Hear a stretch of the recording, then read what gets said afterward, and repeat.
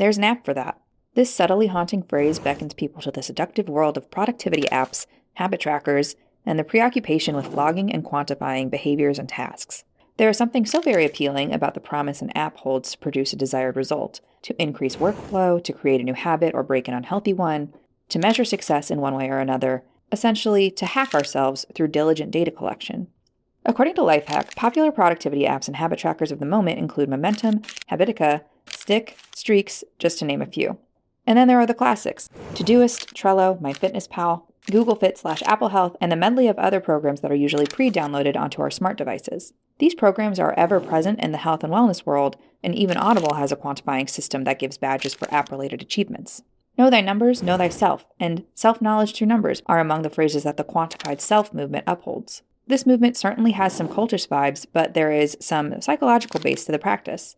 At their core, these tracking apps echo the work of behaviorist B.F. Skinner. Stay with me, psychology nerds, this is for you. Skinner coined the term operant conditioning to describe how to strengthen a behavior through reinforcement or punishment. Habit tracking apps usually use extrinsic motivation to reinforce behavior through the reward of praise, badges, high streaks, pretty graphs and charts, etc. The behavior or habit is then ultimately driven by consistent and attractive external rewards. Think Snapchat's use of the fire emoji next to the friends you have the highest streaks with. However, using an app or any program that requires inputting and tracking information can also be a slippery slope. These tools can rouse hopes and provide digital accountability, but they can also generate anxiety, distraction, and perfectionism.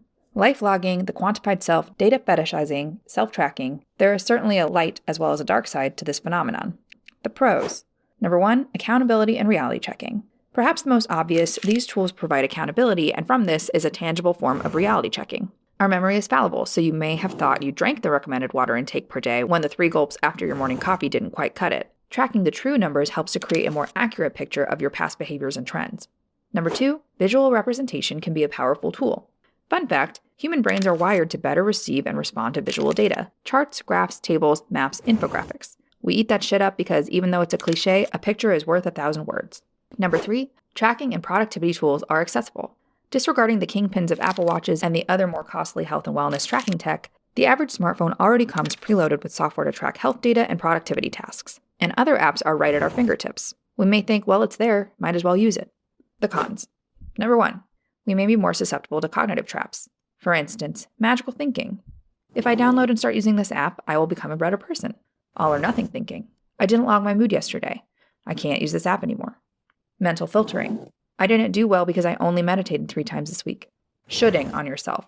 I should have meditated 5 times this week.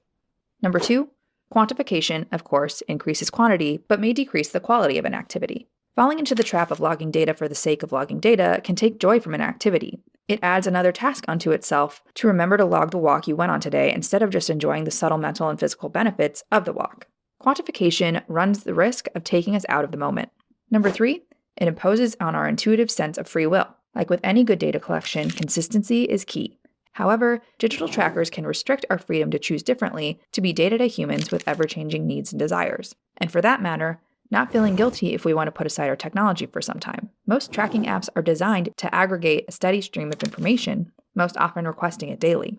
As a mental health professional, when used with a healthy and flexible mindset, I think apps that quantify the self can be helpful tools. They can play into our psychology in a well-intentioned and sometimes entirely effective way. But it's when these tools become the dominant means of change that they become more harmful than helpful. In the counseling field, we emphasize the importance of creating a tool belt so we have a variety of strategies to help bring about healthy change. So be curious about the ways technology can help us be better versions of ourselves. Use it with moderation and be mindful of how it impacts our inner voice. And most importantly, leave room to be human, especially when you're comparing yourself to all the reading goals hit at the end of the year on TikTok. Measure success also by the more unquantifiable things in life: love amongst friends and family, passion for a hobby, the peace of doing absolutely nothing. We don't need to quantify everything we do. Some things are better left in the moment.